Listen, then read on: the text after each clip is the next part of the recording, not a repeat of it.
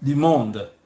Alors, nous allons dire que le temps est passé, c'était le 28, le 29, qui correspondait à 10 jours qui a été donné au parti à Doha pour finaliser l'accord, mais un délai supplémentaire avait été donné, étant donné qu'il y avait beaucoup d'autres inside, donc des éléments ajoutés ou à retirer les, les complaintes. Complaintes, c'est quoi?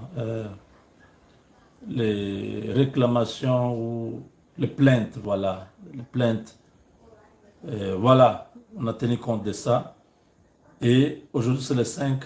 Donc, dans 3 jours, tout le monde sera assis dans une grande salle climatisée, donc UP de Doha, où les hommes de l'émir du Qatar vont être là pour accompagner les deux pays voisins, disons, le Rwanda qui a ses supplétifs du M23, assister à la signature finale. Donc c'est cette signature-là qui pourra ouvrir la voie vers les voyages du président Tshisekedi à Washington.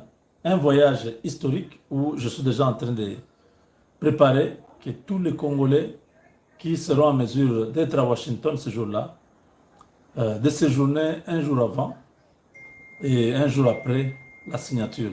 Que nous soyons nombreux, que le monde voie qu'il y a Trump qui a mis fin à 3 décennies de la guerre. Que l'image qui partira de la capitale fédérale des États-Unis soit un message à tous les autres soutiens de Paul Kagame de s'enterrer vivants là où ils seront, qu'ils voient la démonstration, qu'ils comprennent que les Congolais, au-delà de la fin de la guerre, ils ont voulu montrer leur reconnaissance envers Donald Trump et le peuple américain en général. C'est un moment historique. Vous pouvez minimiser ça, vous pouvez saboter ça, mais nous qui avons vécu la souffrance de ces 31 années dans notre pays, c'est comme la Bible dit, nous étions comme ceux qui faisaient un rêve. Dieu a utilisé Félix Tshisekedi avec une combinaison de Donald Trump, une formule que le monde ne s'attendait pas. C'est un duo qui fonctionne et qui permet aujourd'hui de désamorcer toutes les bombes qui allaient exploser, tous les pièges qui allaient attraper, tous les malheurs qui allaient s'abattre sur le Congo. Mobengance. Chimboubou. Bana, baba petit. Le Dieu qui est caché là-bas.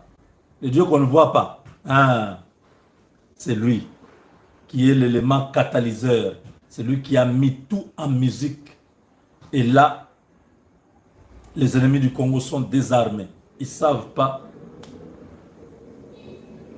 comment ça va se terminer. Dieu sait déjà, je vous avais déjà parlé de comment ça va se terminer.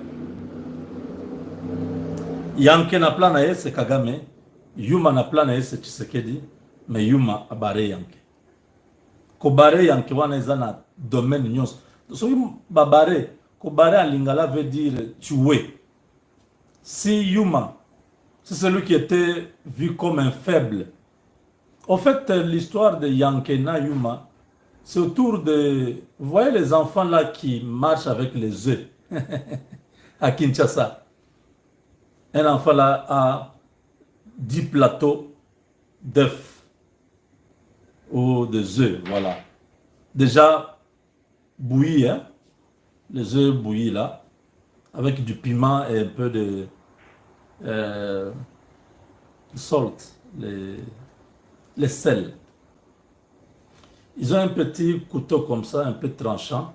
Ils tapent sur leur cargaison là. Ils mettent ici le damjan, le petit flacon là, bien fermé avec du piment dedans. Un piment liquide, hein, avec un peu de sucre. Alors quand il passe, tout celui qui voit, il salive, il commence à... Mon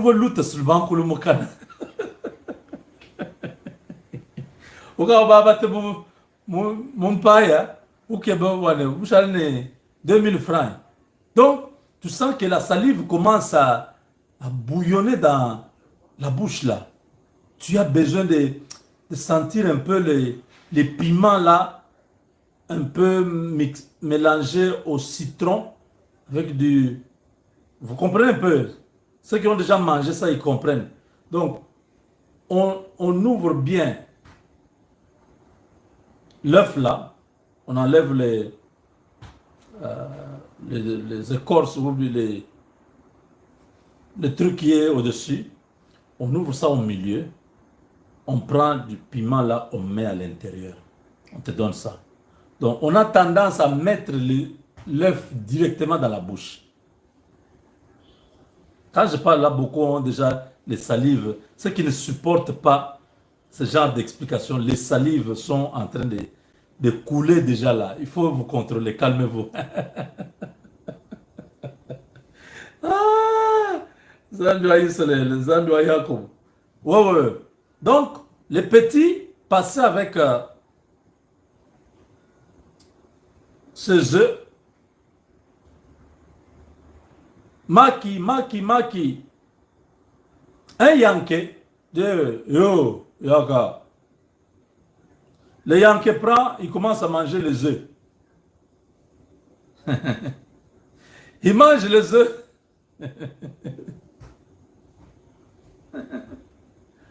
À la fin, il a mangé beaucoup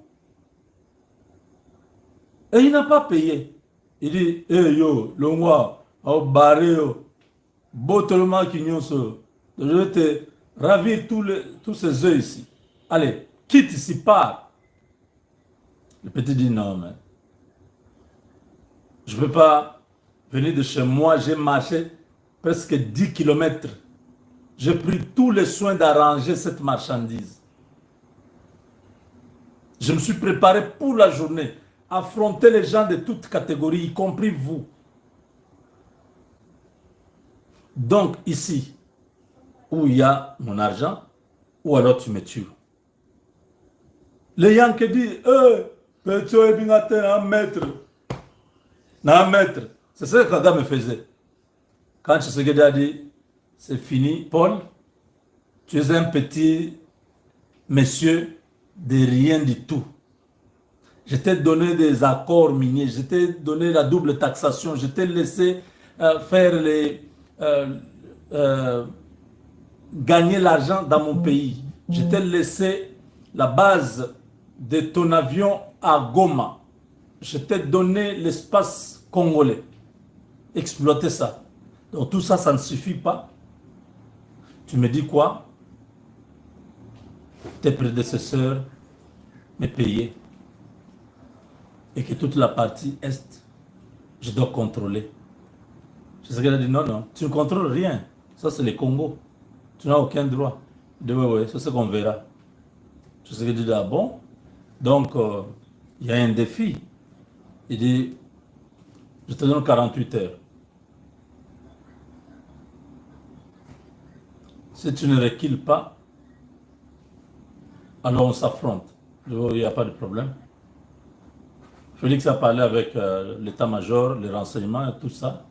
Il dit, probablement, nous entrons en guerre avec le Rwanda, mais gardez votre sang-froid, nous n'allons pas les attaquer, nous allons nous défendre sur notre territoire. 2021, novembre, quand ça bardait là. Donc, Yankee mange les œufs, refuse de payer. Le petit dit, Naza Yuma, Yoza Yankee. Maintenant, là, qui ça y est, soit au footinga, mbonga makiolier, soit au bomanga. C'est-à-dire, toi tu es plus fort, je suis faible. C'est ce qu'on verra. Soit tu me payes mon argent, ou alors tu vas me tuer ici. Le Yankee fait les gros dos, il appelle les gens dans les catégories. Maître, je suis un maître. Ici, tout le monde sait que c'est moi qui domine. Tu ne peux pas passer sur mon territoire et me demander de te payer. Je vais te détruire aujourd'hui, tu vas regretter. Quand Yankee était un peu agité là, il ne comprenait pas. Les petits avaient les couteaux. Les petits ont enfoncé le couteau sur le cœur. Le Yankee. Le Yankee est mort. Yankee n'avait pas ça comme présence d'esprit. Yankee azaki na bulu wana te. Yankee na plan na ye ke na kolia maki oyo na kofuta te. Yuma na plan na ye, Yuma barre Yankee. Boyoki yango? C'est une histoire. Donc l'homme fort avait ses pensées derrière la tête, et je vais manger ses œufs, je ne paye pas. Maintenant, les faibles avaient aussi ces idées derrière la tête. Si ce gars ne me paye pas, je vais le tuer. Vous voyez les couteaux là qui les aident à faire les œufs. Les gars ont utilisé ça. Dans la distraction, il a enfoncé ça sur le cœur de l'homme fort. C'est comme un peu David et Goliath. Hein? Yankee est tombé. Hey! Yuma barré Yankee, Yuma barré Yankee. C'était terminé. Et tu là, Yankee na plan nae, Yuma mamena pena plan nae. Mais Yuma barra Yankee. C'est ce que nous sommes en train d'assister là. Kagame ne croyait pas un seul instant que Tshisekedi peut devenir un cauchemar. Il dort, il voit Tshisekedi. Quand il se promène, il voit Tshisekedi devant lui. Il dit, mais, Président, Excellence, what's going on? That's Tshisekedi. He's here. So no, there's nobody here. We don't see it. So, oh yeah, he's there. Oh, il le voit. Il est devenu un cauchemar. Il ne dort plus. Il a envoyé ses mercenaires au Congo. On les a attrapés tous ces petits généraux qu'on a appelés généraux des caporaux. Les Franck Tumba, des caporaux. Et les Chiwewe, des caporaux. Des faux généraux. Regardez-moi les généraux qui n'arrivent pas à rouler leur plan et réussir. Ils ont échoué. Des faux généraux. Ils ont vendu l'Est. Ils ont laissé Kagame prendre l'Est. En contrepartie, ils pensaient qu'ils allaient aussi prendre le Congo. Ça a échoué. Kabila a fui Hippolyte. Katumbi en exil. Tous ces individus sont partis. Mais quand ils pensaient renverser, vous savez ce qui reste encore au Congo, Nyake, Ambongo et Chole. Ce sont les deux qui restent, qui vont bientôt aller aussi en exil. Tout le monde qui a affronté Tshisekedi, militairement, politiquement ou diplomatiquement, ils ont tous déchanté, ils sont en exil. Kagame est incapable aujourd'hui de déployer son plan expansionniste à l'est du Congo. Ces lieutenants sont dépassés, Nanga et consorts. Ils doivent être à Doha demain. Ils doivent arriver demain soir à Doha. Donc la délégation là de Bonimpa et les autres doivent aller là-bas. Il n'y a rien pour eux. Pas de récompense pour avoir tué les Congolais. Vous signez, vous vous exécutez et l'affaire est finie. Oh, vous voyez, La Russie, malgré les menaces américaines, ils sont toujours en Ukraine. Israël a pris un nouveau plan pour occuper les Hamas et tout ça. Et vous prenez de mauvais exemples. La RDC est maintenant alliée des États-Unis. Donc, plan Nabino est tombé dans mauvais temps. C'est Trump qui est maintenant le parrain de la RDC. Il en parle partout. Vous allez faire comment pour défier Trump? Il va vous broyer. C'est un gars imprévisible, un gars... Même les Blancs, les Clinton... Trump a fini les Clinton.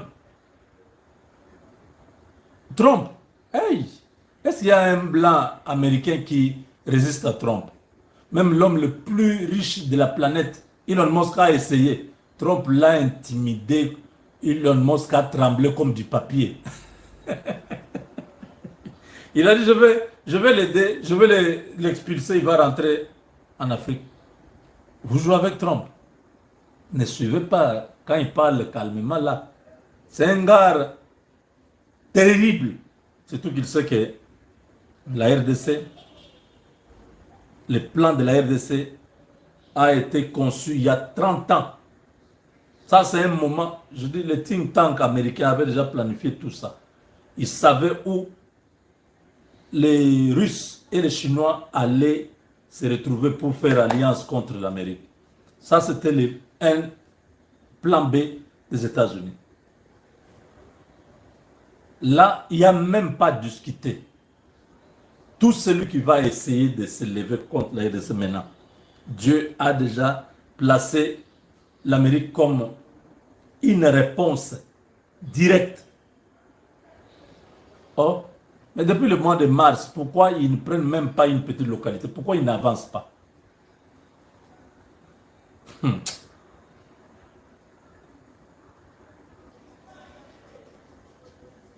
Des radars américains qui sont à Kigali sont détournés aujourd'hui de travail pour la RDC. Mais c'est sur le sol rwandais, ces radars-là. Je vous ai dit qu'à Kinshasa, le matériel déployé, même l'armée turque a emmené encore d'autres matériels de l'armée américaine. Ils ont transporté, sont venus déposer. C'est devenu presque impossible. Kabila est devenu directeur de campagne d'Alassane Ouattara. Il est à Bobo. On l'a logé. Vous savez, le directeur de campagne, à un moment donné, il va prendre les lance-voix. Les jours des élections, sortons tous pour les vieux ados. C'est les candidats de...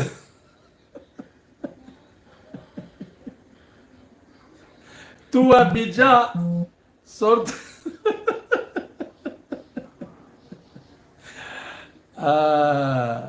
Hippolyte, oh, il a trouvé un bon job. Hein? Je crois que Alassane Ouattara a proposé quelque chose. Il dit, bon, si tu réussis ton pari, je te donne des terres ici, tu restes.